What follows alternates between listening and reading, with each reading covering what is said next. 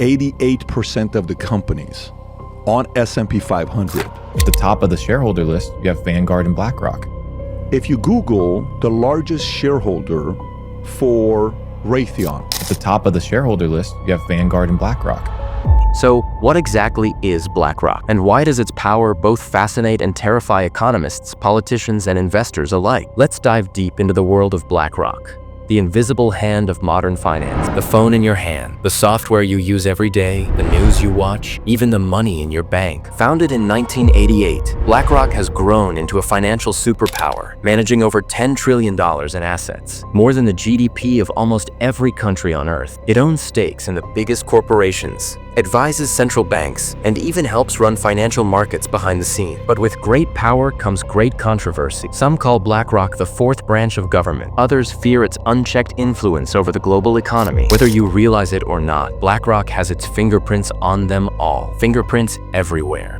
It's a name you might not have heard before, but BlackRock is no ordinary company. It's a financial superpower, quietly influencing industries worth trillions of dollars. And the scariest part? It's doing this all behind the scene. Let's dive deep into how BlackRock controls the world's biggest companies without you even knowing it. Think Apple is controlled by Tim Cook or Google by Sundar Pichai. Think again. BlackRock holds major stakes in the world's biggest tech companies, giving it massive influence over their decision. BlackRock owns $160 billion worth of Apple shares, making it one of its biggest investors. Every time you buy an iPhone, a piece of that profit goes straight into BlackRock's hands. BlackRock controls 6.6% of Google, influencing how search algorithms work and even what kind of content is promoted. With nearly $50 billion in Amazon shares, BlackRock plays a key role in how the world's largest online marketplace operates. And holding over $100 billion in Microsoft stock, BlackRock is shaping AI, cloud computing, and even software policies worldwide.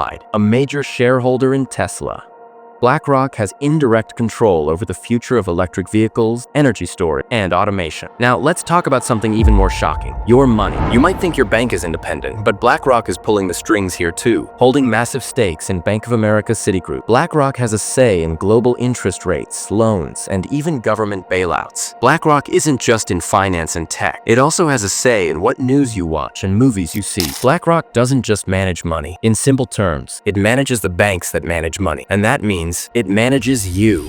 Every great empire has an origin story, and BlackRock's begins with failure. Back in the mid-1980s, Larry Fink was a rising star on Wall Street, working at First Boston. He helped pioneer mortgage-backed security, a new way of turning home loans into investable assets. But then, disaster struck. In 1986, Fink made a bad bet on interest rates, leading to a $100 million loss for his firm. It was humiliating. But instead of quitting, Fink had an idea. What if there was a better way to understand risk? Determined never to make the same mistake again, he set out to create a company that could predict and manage financial risk like never before. And so, in 1988, he co-founded BlackRock with 7 partners. At first, it was a small firm, managing just $5 billion in assets, but it had one secret weapon: Aladdin. What if I told you that there's a financial supercomputer that monitors nearly half of the world's wealth? Meet Aladdin, BlackRock's ultra-powerful risk management system. It tracks $40 trillion worth of assets worldwide, analyzing 200 million financial calculations every day. Aladdin isn't just software. It's the brain of global finance. It helps governments, banks, and corporations predict financial crises before they happen. It's so powerful that even BlackRock's competitors use it. In fact, during the 2008 financial crisis, while many banks collapsed, BlackRock thrived. Thanks to Aladdin, it saw the warning signs early and positioned itself ahead of the crash. That caught the attention of the US government. And soon, BlackRock wasn't just managing money. It was helping run the global economy. When financial disasters strike, governments don't just call their central banks, they call BlackRock.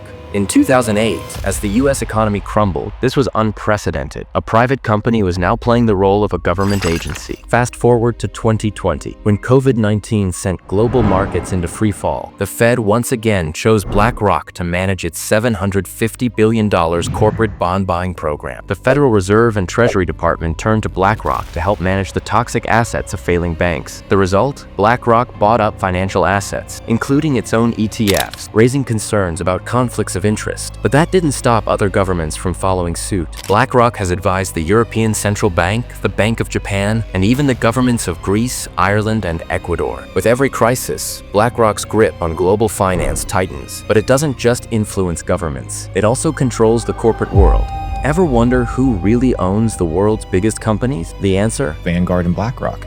And State Street, the big three asset managers. BlackRock alone is a top shareholder in 40% of all U.S. public companies. That means it has voting power over trillions of dollars worth of stocks, giving it a say in how corporations are run. Every year, Larry Fink sends a letter to CEOs that can literally change the direction of corporate America. In 2020, he warned companies, if you don't take climate change seriously, BlackRock will pull its investments. Suddenly, major corporations like BP, Shell, and General Motors rushed to announce carbon neutrality goals. Some praised BlackRock for using its power to push for change. And this isn't just about climate policy. Since BlackRock owns shares in competing companies, like Visa and MasterCard, others accused it of acting like an unelected world government, Apple and Microsoft, JP Morgan and Bank of America. It raises serious concerns about monopolies and corporate collusion. With great power comes great scrutiny. Critics from the left say BlackRock has too much power over corporate governance, undermining competition and democracy. Critics from the right argue that BlackRock is imposing woke capitalism, using financial pressure to push political agendas. Meanwhile, environmental activists accuse BlackRock of hypocrisy. While it promotes sustainable investing, it remains one of the world's biggest fossil fuel investors. And then there's the AI question. With Aladdin controlling so much of the financial system, what happens if it fails? Could a glitch or miscalculation trigger a market meltdown? Despite these concerns, BlackRock continues to grow, expanding into new markets, pioneering AI-driven investing, and strengthening its ties to governments worldwide.